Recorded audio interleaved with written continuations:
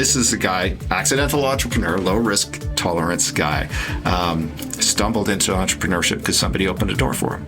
And now he talks about it's like North Star, like he's got it. Hi. So you're curious about founders and startups. Me too. I'm Leah, host of The Founder Mindset, a former journalist, now storyteller in the startup space. I want to understand why entrepreneurs build companies, because it seems nuts to me. Now, these episodes were originally released in Q2 of 2023. We're re-releasing them now with bonus material, The Investor Perspective, reaction from James Lochrie, our managing partner. You can learn more about him and his $500 million company in his own episode, also part of this re-release series. Fun, right? So let's get to it and find out, why would they do this? Joining me today is Darcy Tuer, co-founder and CEO of ZayZoon, a fintech company transforming how and when employees access their earned wages. Darcy, thank you so much for doing this. It's my pleasure. Thanks for having me. Wonderful. Well, as you know, we're in this podcast sort of exploring this idea of the founder mindset. Like, why do you guys do what you do and why do you keep doing it? So that's kind of what we're going to explore in this conversation. So why don't we go back in time? You're a multi-time founder. You started your first tech company in 2000. In 2000, yeah. I can't believe it. That's 23 years ago. Right? If you do the math. I'm not good at math, so there you go. Good. You can't calculate how long that was. No, then, but it sounds like a long time ago. Yeah. So tell me a little bit about that. It was interesting. So this was the year 2000, and I think the whole concept of founder, startup, hadn't really, that construct hadn't really existed, at least in my world and in probably even in Calgary, outside of oil and gas. Right. But I was working in oil and gas, not coincidentally. And I remember just coming across a situation where people were doing things out in the field. And I was scratching my head. I'm like, why? Like, they're writing all this stuff down on paper and the paper's flying everywhere and there are bugs and mosquitoes. And I'm like, this is like, there's got to be a better way to capture this data in the field. And, ever since a young age, I was just a computer nerd. My parents sent me to computer camp when I think I was 6 or 7, and I just fell in love with technology. So, yeah, I was working for Enbridge Pipelines, and I saw just really an inefficient situation. I thought, well, hey, what if I were to write just a little piece of software where these guys could walk into the field with a handheld and capture the data they were collecting and get that into the office more efficiently. And so that's what I did, and that turned into my very first company. And so I didn't even think of it as an entrepreneurial pursuit. It was really, I saw a problem that I thought you could solve with technology, and I thought would be a broader problem beyond just kind of that situation I was in. And I kind of took it from there, like step by step. There was not a master plan. Right. So when did you take that company and run with it and leave your sort of stable oil and gas job? Yeah, well, I would say to young founders, like, your risk tolerance will never be higher than, coming out of school or starting that first job. You're not supporting a family, you probably don't have a mortgage. And so I was in the office writing this program, and my boss at Enbridge came in. I've always wanted to ask him, was he trying to get rid of me? Because he came into my office and he was like, Darcy, what you're doing, this problem you're solving for is pervasive. It's everywhere. Like, what if you took this and just sold it back to us?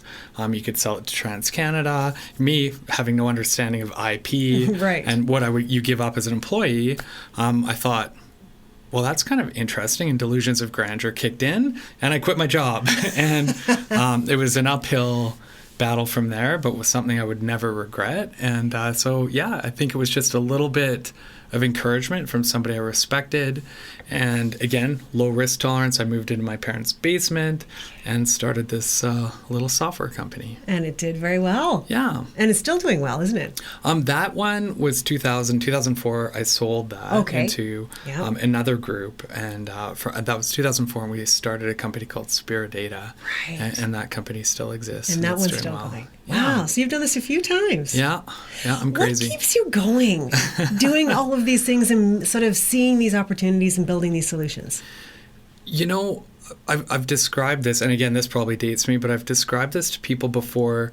When you start your first company and you've got to figure out how to make payroll, you've got to figure out how to pay a vendor, it's all intimidating stuff. But once you start to solve for it and you kind of build a little bit of a framework, you create that invoice, you get paid for that invoice, you start to, your whole paradigm shifts. And then you tend to look out into the world and you're watching people in their jobs and all they've known is a job. They got out of school, they applied for a job, they got a job, and they're still in that job or they're in a different job. And I kind of described it as the Matrix. It's like you took I don't know if it's a blue pill or the red pill, but you unplugged from the Matrix and you're exposed, right? Yeah. So I wouldn't prescribe this to everybody. In fact, probably a smaller portion of the population. But once you see that, there's freedom in that exposure, freedom for creativity. You look at the world a little bit differently. What are things people are doing that they're just doing because they've always done it that way, and they're not challenging that, that paradigm or that status quo. And I think it gives you a different lens to see the world. And in that lens, there's opportunity. Of course. But, a lot of people don't take that leap. You even alluded to it just there.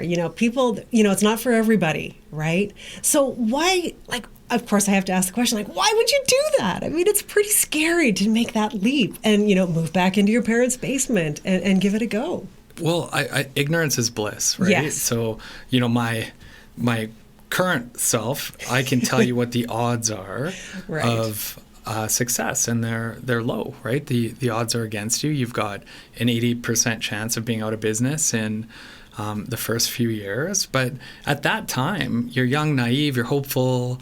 And I think that happens a lot. You hear a lot about young founders. I think you hear a lot more about successful founders that have done it a few times and failed and taken those lessons forward. But yeah, I think there's some naivety in there, but then you get this journey and this education as a byproduct of a pretty often exciting and arduous journey. Yeah. But you're either going to like it or you're not. And if you like it, I think you embrace that. You embrace the hurt locker, and then you continue to look for it. The hurt locker. You embrace the hurt locker. Yeah. That is one way to put it. That's for sure. I mean, there's so many things that you do as an entrepreneur that are so challenging. I can think of any number of things, even just pitching to investors or chasing down the money or, figuring out how to grow your team. For you, in your experience, how challenging is it really to be an entrepreneur? Is it something that, well, I think you kind of said, it's not something everybody could do, but how do you keep moving forward, even though you get those setbacks that, are inevitable?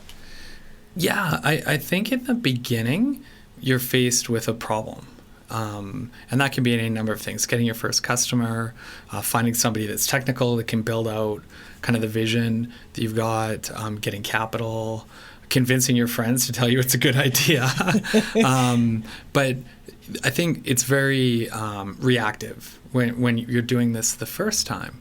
And then you get through it, you succeed or you fail. And I think this is common knowledge, but in failure, there's so much to learn. And I think back to all the failures I've had and how much value I've derived from those as I've gone on to the next thing. And as you mature as an entrepreneur, then you start to think about the journey ahead, right? So, whether it's ZayZoon and we're, 90 plus people now, or I participate in some other startups from a mentorship perspective. The thing that I always advise is think of the plan. Think of your crazy, audacious goal, right? To quote Jim Collins, big, hairy, audacious goal. Use that as an anchoring point. What does the world look like when you win? And then work your way backwards, because that's going to create this purpose. That's going to create this North Star that people can align on. And then you need to break it down. Right. Otherwise, it'd be overwhelming, right? It'd be overwhelming. People can't connect what I'm going to do today to that audacious goal that's set 10, 20 years in the future. So you need to really work back to, hey, and usually that's a 90-day plan, right? A quarterly plan that says, hey, we're going to do, no matter how big you are, we just went through this with ZayZoon, and we have 2 key initiatives for 90 plus people for the quarter. And then every function and every team member needs to be able to say at the end of any given week, I've quantitatively moved the company towards that or those objectives. Right. That totally makes sense. You got to break it down so it's manageable for you even to get your head around. Yeah, so I think my first description was you're just kind of fumbling along and you're maybe lost in the woods. And then as you mature, right. You can start planning. Now, no plan goes the way you expect it to, but having a plan is really important. Absolutely. I mean, you talked a little bit about failure, but a lot of people are not comfortable with failure, right? Like that's just not an option for a lot of people. But I think, well, you alluded to this, and entrepreneurs think about this entirely differently, right? They think about failure as something that is good. It's useful. You can learn from that. Is that something that you learned later, or is that something that you figured out after you were faced with it a couple times? I learned it later. I think that, even if you look at education, you look at how we raise our kids, you talk about success and you talk about achieving something. And I don't think we embrace failure as a society in the best way that we could, because you can be incredibly successful. You can build one company, sell it for hundreds of millions of dollars, and then think you have all the answers. And I would argue somebody that's tried to do that multiple times and failed probably has a better connection to what works or what doesn't work, right? Because you can get success bias. For me, I think what happens with failure is I correlate it to adversity, right? And so you come into adversity, your primal instinct can kick in, and it's fight or flight. And sometimes you can fight as much as you want, but you're just not going to get there. But what that failure gives you, or that friction gives you, is the ability to pivot, the ability to show a trait that I think is paramount for entrepreneurs, which is relentlessness, right? So you do need to be relentless. I've had orders of magnitude more no's in my career at ZayZoon, even specifically, than yeses, right? And you have to be used to rejection and failure, and you've got to embrace that and use it as an asset. Okay, but that's really hard to do. It is hard to do. I mean, I'm thinking... It's easy to say. Right. But I'm thinking, you're there on a Monday and you already pitched to 3 investors. They all said no, it's a terrible idea. You're never going to succeed. I mean, how do you pull yourself out of that and then go back to your team and say, no, it's cool. We're moving forward. No big deal. Just going to let that go. That's a lot harder said than done. It is. And when I think about the hard moments as an entrepreneur and what I've done in those moments, it's typically my team in a room, me with a pen up at the whiteboard, and it's blank. I'm saying, okay, we got to start writing some things down, right? And that's all we can do. All we can do is let's write some things down that we think are going to get us move us a little bit forward. Because you think about the past. Somebody told me this. I'm not sure if they probably stole it from someone, but the past is regret, and the future is anxiety. So all we have is this moment right now. We're in this room. We've got a blank whiteboard, one of my favorite things. Let's just start throwing stuff at the wall. And every time we've been in that moment, first of all, as a team, you're in the trenches, and that's an incredible bonding moment. It's scary. It's raw. You want to feel alive? You're going to feel alive in that moment. And if you can navigate yourself and your team out of that, you've got something really, really unique. But all you can deal with is that moment in time, right? If you live in the past with that regret and that fear, you're going to be frozen, and that's not going to be helpful for anybody. For anybody. It does sound thrilling when you describe it like that. It is. I think you are by nature a bit of an adrenaline junkie as an entrepreneur, because it's a roller coaster. You have, and Monday you can have the highs of highs, and Tuesday the lows of lows. You think you've got it figured out, then you're like, I'm just an abject failure, all within a couple hours. No kidding. So can we get into a couple of specific examples? I know you and I talked in the pre-call about one example. Are you willing to talk about it? Yeah, for sure. For sure. I think it's so important. It had to do with the Series A round for ZayZoon around 2021. Yeah.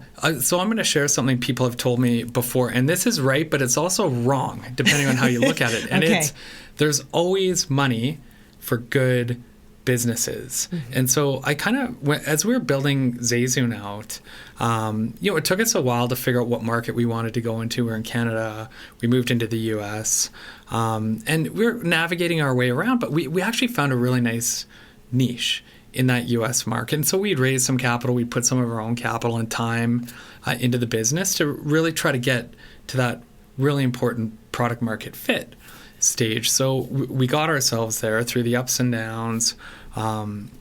of COVID and big government stimulus checks. And for those of you that don't know, ZayZoon is an earned wage access provider. So we give employees access to some of the money they've earned so they can pay bills, buy food, fix their car if it breaks down before their next paycheck. So we give them that liquidity on earnings so they don't get driven into a predatory loan or they don't NSF and overdraft their bank account, which really puts them into a pretty precarious financial state. So our whole model is going into the US, partnering with payroll and growing the business that way. So it started to work. And in the back of my head, I'm like, oh, there's going to be money for this business because we're growing 10, 12% month over month. We're on our way to 3x growth on the year, like clearly demonstrated product market fit.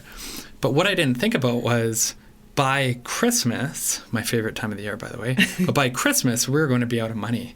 And I remember we were away on like early summer vacation. I got back in June and I said, okay, we're going to start fundraising. And the thing about fundraising that I would tell entrepreneurs now is the most important time to fundraise, you need two things. You want things to be going really well, and you probably don't want to be in a position where you have to fundraise, which is ironic. But if your back's up against the wall, people will smell it, right? They will smell that fear. Mm-hmm. And so I get back, I'm working with my team on fundraising. I have a bunch of institutional calls. We're running through the process, but we did not leave ourselves enough time to get that Series A round done. The market we were in, that space, that earned wage access space, hadn't really solidified as a category. So there's a timing thing in retrospect where people are saying, well, is this really a category? Like today it certainly is. But this was back summer of 2021. And it was not a defined category at that point in time. And so there was a point when I said, I would stand up at the whiteboard with my team. Well, this was COVID, so we're all at our computers. And myself, my two co-founders, Tate Hackert, Jamie Haw, we would, after dinner, just log into a Google Meets call and stare at each other. And we'd be like, what are we going to do? And we had 32 employees at the time. We weren't sure if we're going to make payroll by December. We were working with our board to try to figure out what to. And I'm like, this isn't happening. Like, this is not happening. We've got product market fit. We've got customers that are counting on our product.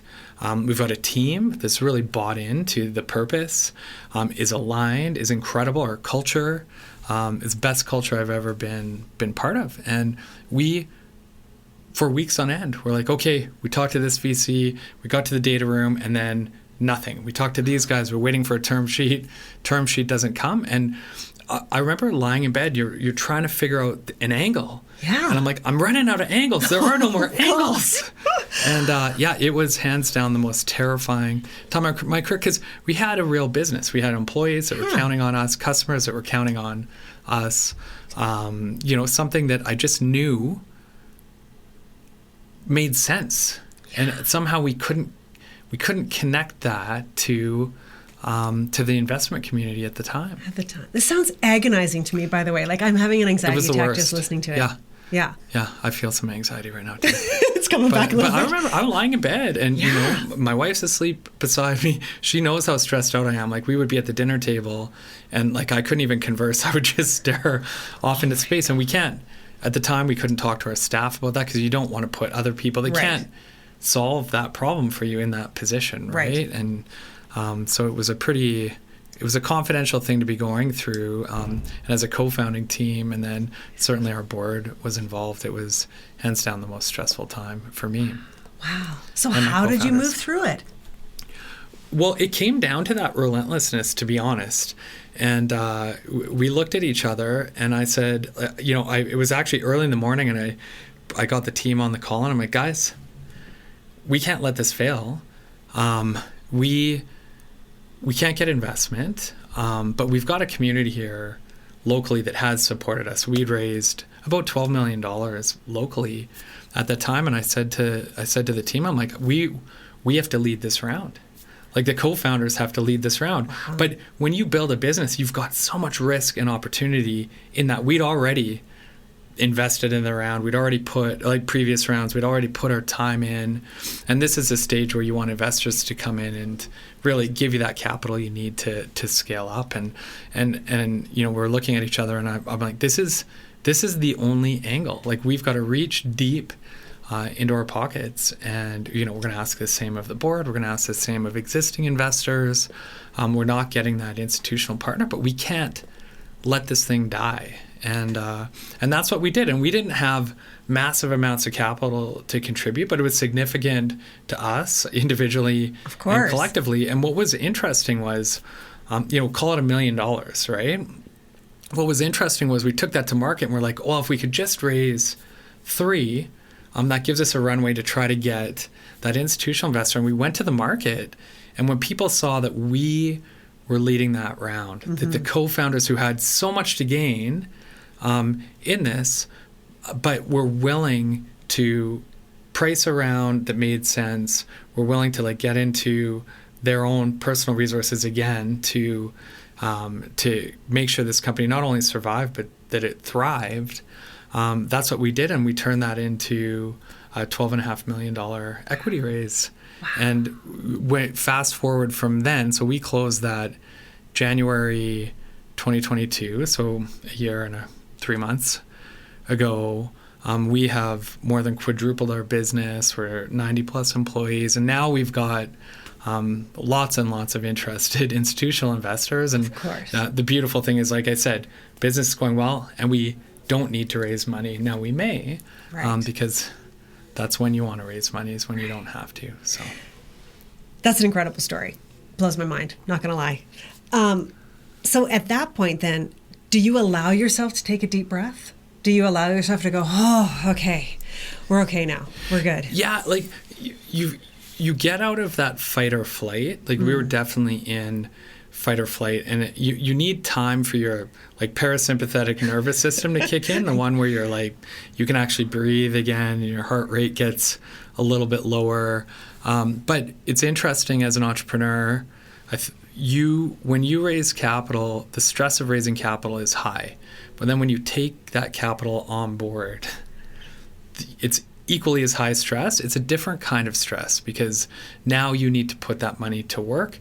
You've made commitments to investors. You've told them a story. When you're raising capital, you're not raising it on what you've done. What you've done is credibility. They're investing in the story ahead of you, in what you're going to do. Right. And there are clear metrics and accountability woven through that story. And so then you really feel the pressure to execute. But if you've put the work in and you're being realistic about where you're going to take the business, then outside of any existential crisis, when would that ever happen, right? Right. Hopefully you'll be okay on the execution side of things. Yeah. Wow. That story, and thank you for sharing that story, by the way. Yeah, I had to get permission from my I'm sure you co-founders did. because I'm like, guys, is this something we want to share publicly? And then I thought about, we walked about the resilience. We walked into thin air today. I'm looking around at other founders. I'm like, everyone's struggling to raise capital. Of course. Everyone thinks they're the only ones that are getting, we went out to 75 institutional investors, and we all knows now I probably should have gone out to 105. I should have had deeper relationships with them to start with, but I didn't. Lesson learned. Yeah. To your point, though, lesson learned, right? Yeah. Yeah. So it seems like it's this mindset. I mean, we're talking about the mindset here of this continual learning, right? It's just continual learning from the highs, from the lows, from all of it. And it never really sounds like you're in the clear. It never really sounds like that's part of the program. Yeah, I remember listening to a Tim Ferriss podcast, and he was interviewing the CEO of Stripe, right? Arguably one of the most successful fintechs in the U.S. And he said, when did you know, you had escape velocity and you'd made it? And the CEO, I think, wisely said, I never feel that way. There are always competitors coming up. There are other things we need to think of. There are new technologies. And so I think you have to be aware that you're on a journey. It's a marathon. You don't know where the finish line is. You need to enjoy it. Yeah. It's tumultuous, but you do need to embrace that aspect of it. But you're doing it as a team, right? Mm-hmm. And so I get to have a significant amount of say in the people that I surround myself with. Right. And my co-founders have a say in that, and my executive team has a say in that. And you tend to, if you can put an incredible team together, there's no job I'd rather have than the job I have today. So I'm pretty lucky for that. You sure are. Sounds amazing. let's talk a little bit, if you're willing, about the impact even on your personal life. I mean, I know you've got a family, I've got a family, I'm seeing these people doing this. But when you're operating with that level of stress and anxiety and the roller coaster, I mean, what's that like personally, if you don't mind sharing?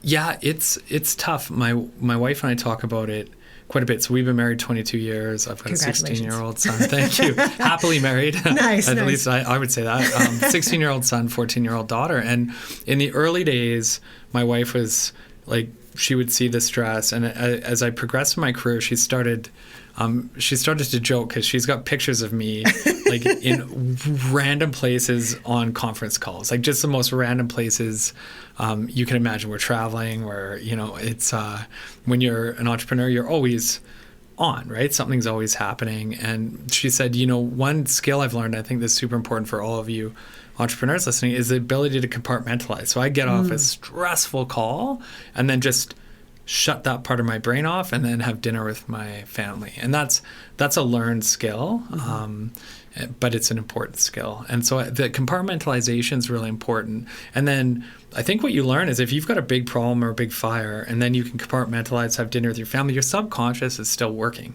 Right. It's working the problem. In fact, it might be doing a better job than your conscious because it's less emotionally compromised. Right. So I think that compartmentalization is really important, but it's a life that like the whole family signs up for better or for worse. Yeah. Wow, that's exciting.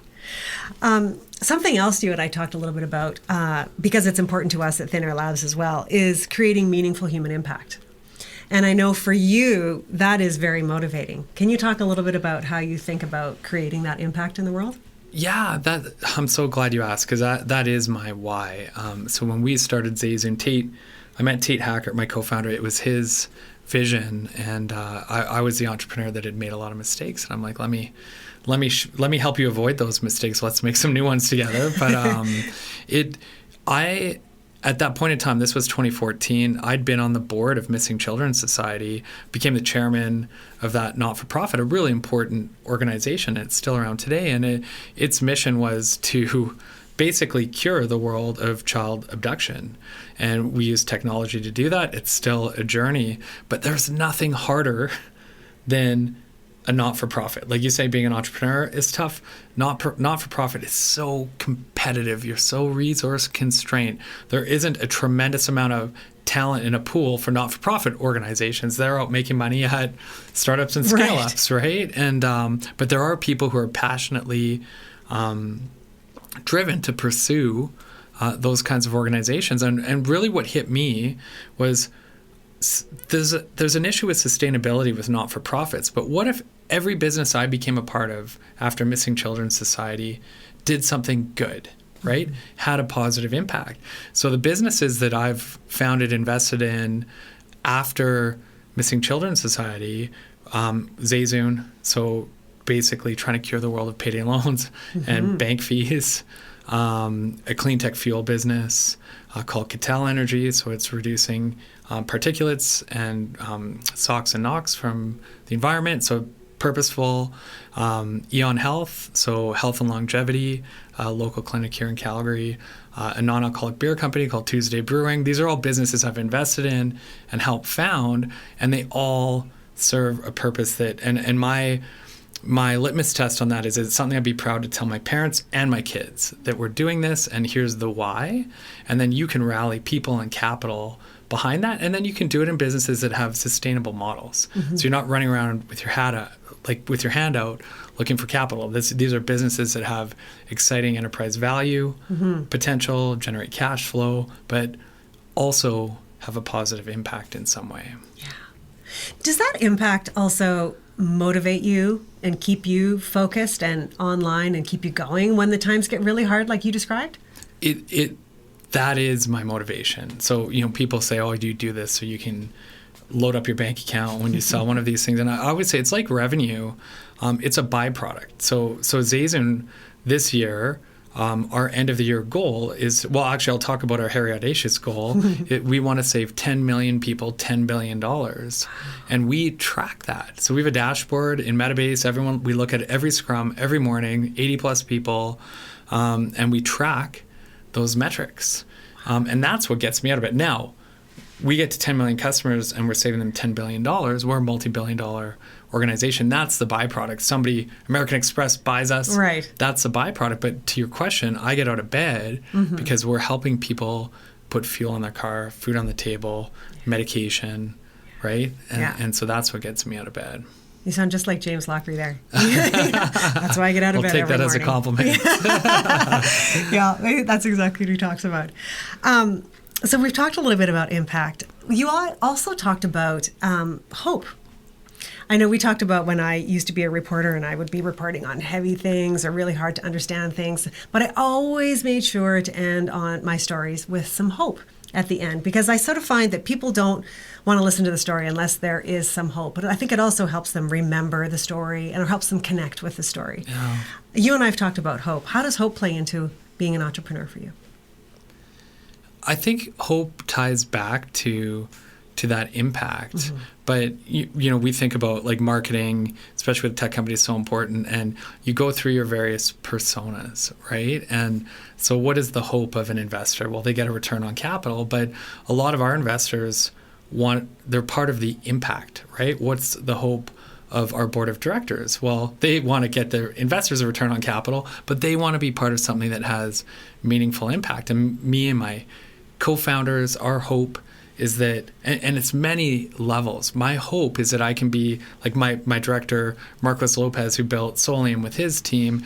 They monetized and they took that capital and that experience and reinvested it back into Calgary, like ZayZoon in particular, and a number of other tech companies and other causes. And so my co-founding team's hope is that we can create a story in Calgary that other founders and soon-to-be founders can aspire to. We can take what we've built and what we've gained and do what Marcos and his team did for us, which was redeploy that knowledge, that time, that capital into our community. Hope that my son and my daughter will grow up in a city that's known worldwide as a technology city. Sure, natural resource based with incredible opportunities for technology across industry, right? So yeah, hope is pervasive in everything we do. And I think if you make the narrative, you weave that into the narrative and it ties everybody in. It sure does. It sure does. Yeah, you and I talked about that. I mean, for me, that diversification of the economy is so important. And, I've got teenagers too, and you want them to have something else to look at when it's time for them to start contributing to the economy and get their own jobs. That's, you just want some options there to give them the hope that they might be able to maybe come back to their hometown. Yeah. Or stay in their hometown. Yeah. And as a parent, right, our hope is that our kids, like my son and my daughter, can say what I said earlier in the podcast, which is I couldn't imagine having another job, or I wouldn't want another job, right? I hope that my kids can find that spark and I can help them pursue that so they can get a job where they get out of bed in the morning for the why, right? And they enjoy the journey. And they do. Maybe with less of a roller coaster ride? What do you think? Well, it depends on what your appetite is. So I think for my son, I see that. For my daughter, she might pick something a little bit more steady. Fair enough. Fair enough. It takes all kinds, right? Does. It takes all both kinds. Are important, for sure. Absolutely. Absolutely. Okay, so let's take a moment to reflect then. If you've got listeners listening to this, what do you really want them to understand about being a founder? What do you hope they take away from this conversation? Yeah, that's a big question. As I look back over the 23 years as a founder, I think about, for me, I think about community. I think about the joy I have received from being a founder is that, and I think maybe my strength as a founder is I can surround myself with similar valued people, but diverse people who are attracted to creating the outcomes, right? Or can be drawn to creating the outcomes that are important, at least to me and to the people involved in the organization. And if I'm talking to founders today, I think you need to anchor on the problem you're trying to solve. And you need to really understand who you need to surround yourself with and what resources you need to be successful in the pursuit of solving that problem to the constituent base of people that are having that problem, and then really figuring out how you access that base of people, but don't make it about the outcomes. That would be my advice to myself 23 years ago. Don't make it about the financial outcomes.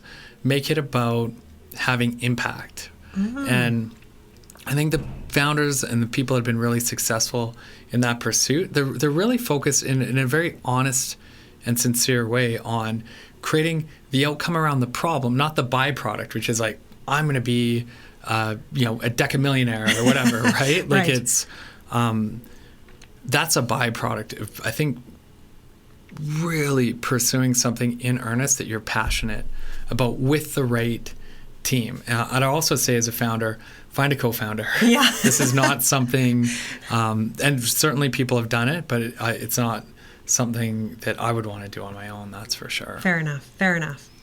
Reflecting just a little bit on the Calgary ecosystem specifically and the founders here, what do you want investors to know about the founders that are building companies here in Calgary and Alberta? So what I'm seeing in Calgary is a really special place in the world right now because, our natural resource economy is churning, right? It's doing incredibly well. You can invest in a lot of local oil and gas companies right now and get a 10 or 11% yield on your money. So that makes it difficult for us founders to raise capital when somebody can put it in a liquid capital market and get an incredible yield and the stock price still goes up. But what I can say is the future of this economy is going to be a function of, as you said, diversification, investing in technology in oil and gas and outside of oil and gas. And the people we're pumping out of schools here, SAIT's an incredible school, like Mount Royal, U of C. A lot of those students don't know what's happening in their own backyard. So that drives me bonkers. So I know when I go into those post-secondary schools and I speak to the kids, we need to get that message in to those schools. And a lot of investors are actively involved in those schools. And I think it's important that that message gets out there because as a founder, I struggle to find talent and I want to take talent and I want to indoctrinate them into our culture. Ideally for me, they're local, even though we're a remote company, having local talent, there's obviously benefit to that. We need to invest. We need to seed these local companies because you're going to get a few, unfortunately, it's not the majority, but you're going to get some of them that are going to rise and they're going to create jobs. They're going to create jobs with people paying taxes. They're going to create technology. They're going to create other entrepreneurs that will spin out and, rinse and repeat. But if we don't invest in the early days, we're not going to get the benefit 10, 20, 30 years out. So I think we need to be really deliberate.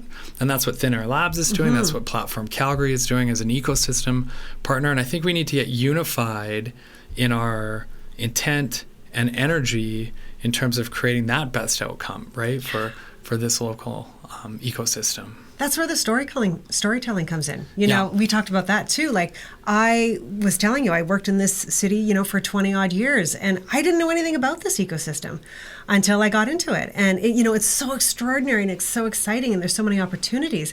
But if you simply don't know about it, you don't know about it. And that's where we have to get that narrative and the storytelling going into these schools, into these young people who they can see themselves in these opportunities. Yeah, exactly right. It's marketing, right? But who's driving that? Yeah. And that needs to be a cultural thing here in Calgary because marketing will drive the story, the narrative to the people who are saying, so what? And so the narrative to, that oil and gas tycoon that's looking to give back needs to go beyond just investing in the next oil and gas company, right? But we need to reach that person. We need to, and I think a great example is Sandy Gilbert at Intergen, right? Yeah. And so they're a fund that leaned in when we needed to, when we really needed them to, and they were a big part of ZayZoon's journey. And what they're doing, connecting people, have been incredibly, like Brian Fileski, Jim Gray, and into this fund and creating that narrative. But that's just, they're doing a lot with a little. We need to get a lot of people doing the same kind of thing in the community here. Yeah, absolutely. All right. So we've talked a little bit about being a founder and a lot about the mindset.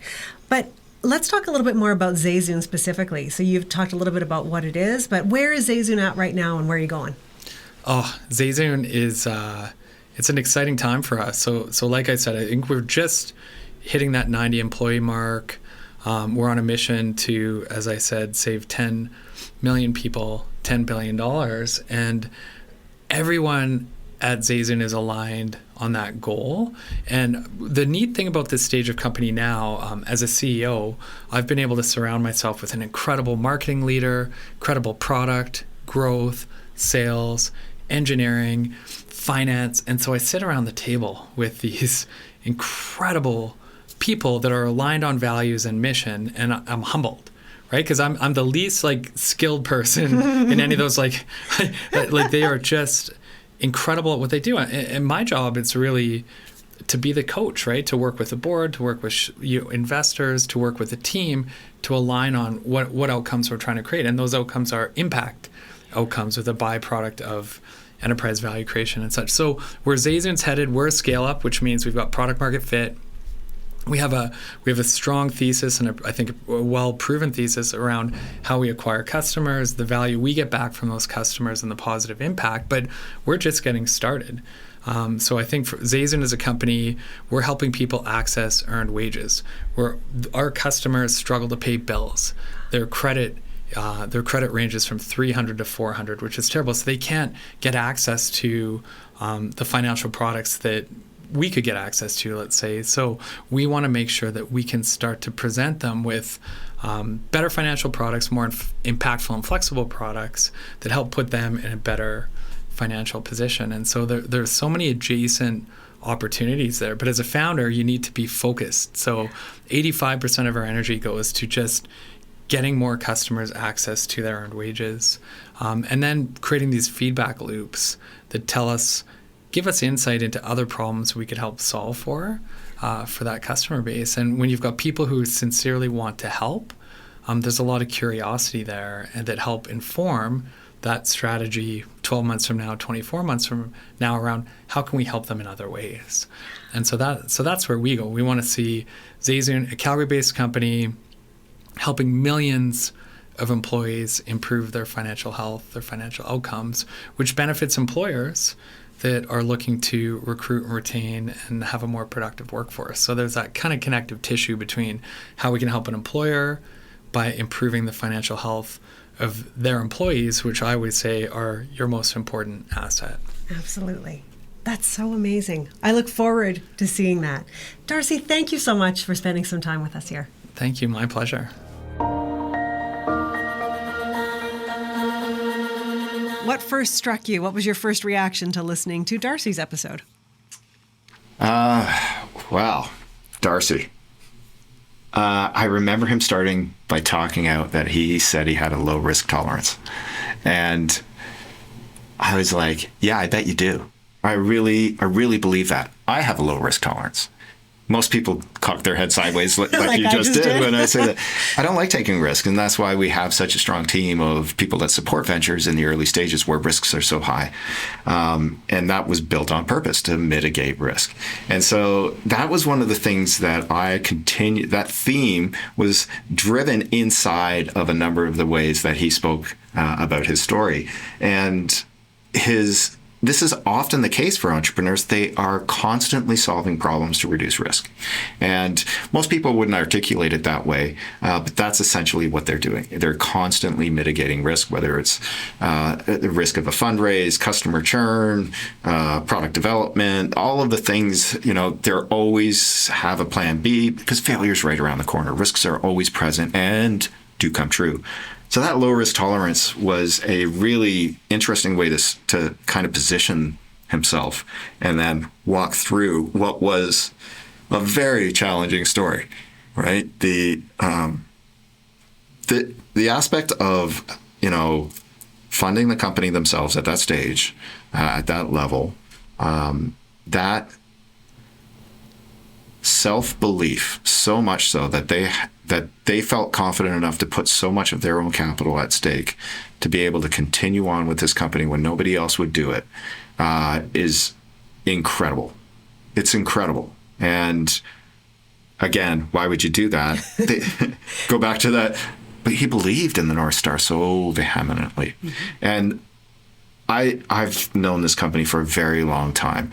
Had a lot of overlap with created a little bit of conflict with my past history. So I couldn't get involved in this company other than just spending time with the founders.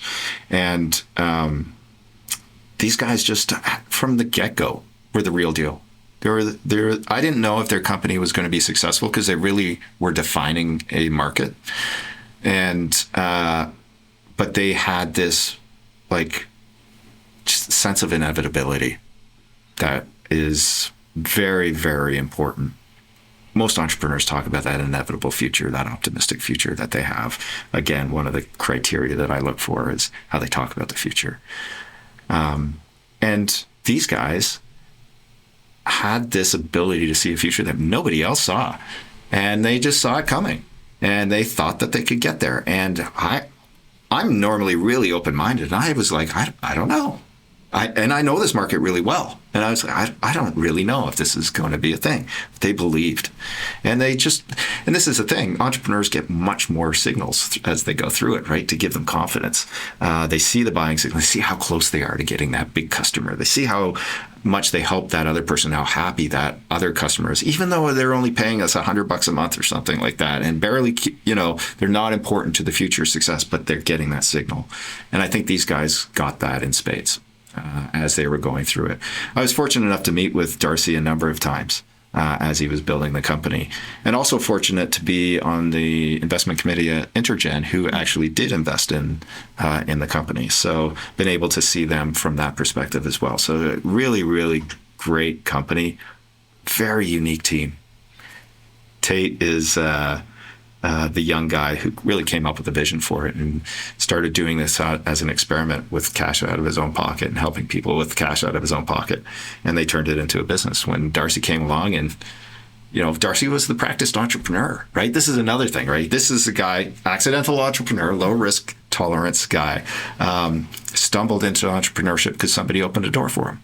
And, now he talks about it's like North Star. Like he's got it. Like this guy understands, like we got to be thinking in 10-year chunks. We can't think about quarter by quarter, although we have to have quarter by quarter goals towards our 10-year outcome that we're going. So he's really thinking in big chunks, and it's easy to stay on the pathway when you're thinking about it in 10 years. And it's easy to be resilient because over 10 years, you always slam something against a wall, right? So that aspect of the mix of the team members was really dynamic in this company. And Darcy is he's a true entrepreneur. Like, been there, done that, failed, see adversity. He loves this empowerment to be able to be relentless. How many people actually say that, right? Yeah. Put those three words together, the empowerment, 4 words, empowerment to be relentless. I wrote that down when he said that. And it was such a true thing that most people can't really describe in themselves as entrepreneurs. But he did a great job of that. He just thrives off of it, off the challenge, and the ability to bet on yourself. That's I really like that ability too. Betting on yourself is such a fun thing to do, especially when you have that sense of belief and inevitability that's just going to come through. And then impact. This guy. Oh. Yeah, this guy is all about impact. This business is all about impact. The things that they can do is to help people in small ways, but those small ways. I was thinking about this when I was re-listening to it. Do you remember when you were young, you used to get a paycheck? And so you'd work for 2 weeks, and then a week would go by, and then you get a paycheck. You take that paycheck to the bank would hold it for a week until you could get any cash out of it. So from the day you work your first day to the day you can see $1 is a month, 4 weeks. That's the way the world used to work. Now he's saying, oh, you worked a day, you can get that money.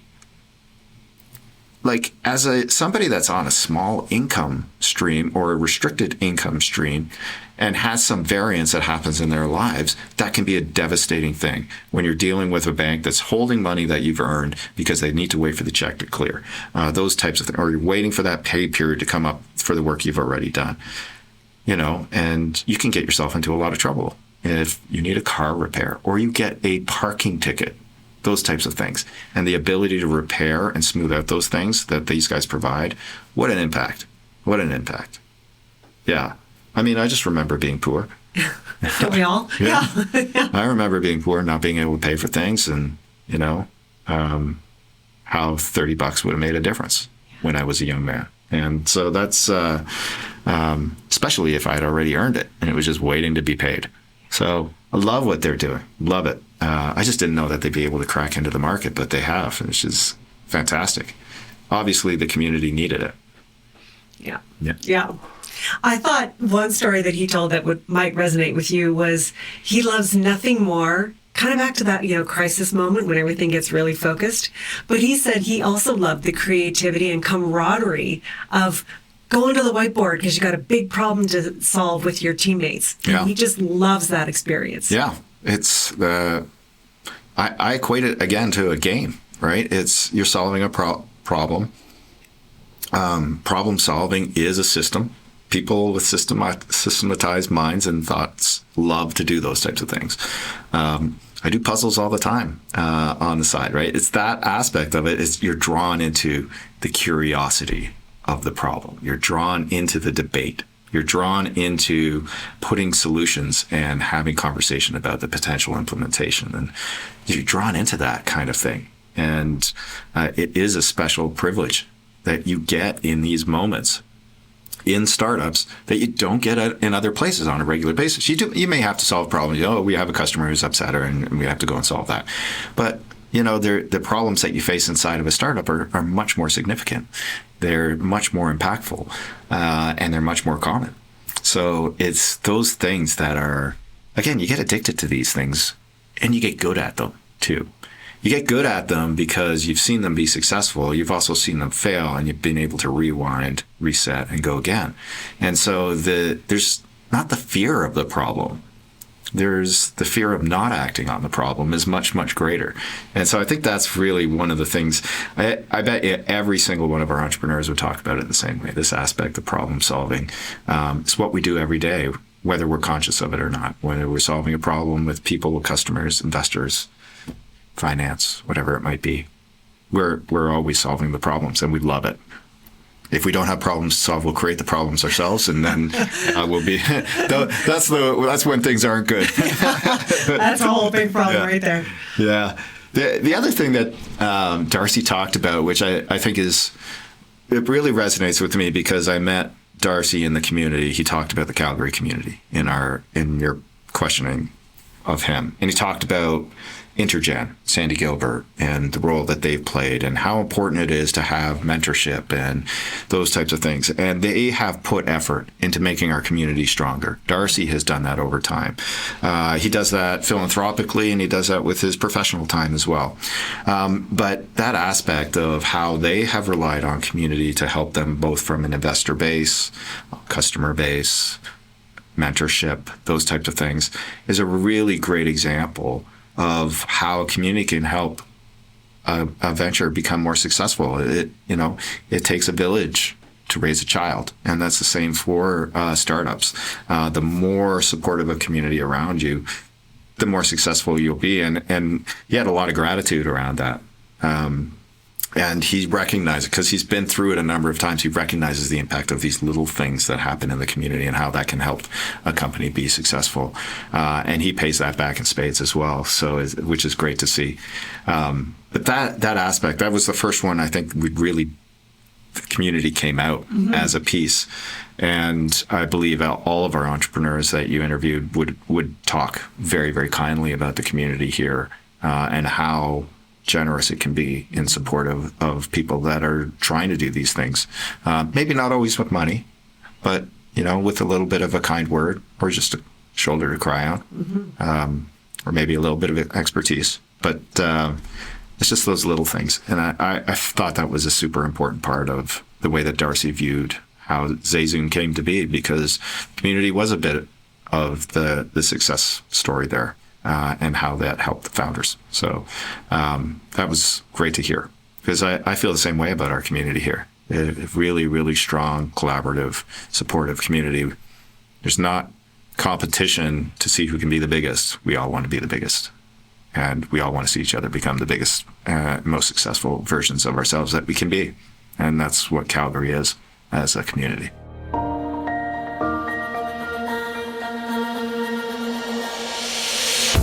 As a catalyst to attract investment, drive innovation, and spur digital transformation in the city, the Opportunity Calgary Investment Fund is shaping Calgary's future. The fund has made a total of 25 investments over the last 5 years that are stimulating employment, strengthening our talent pipeline, and diversifying the local economy. After all, there's a reason opportunity is in its name. Discover how OSIF is helping build Calgary as a global innovation destination at opportunitycalgary.com.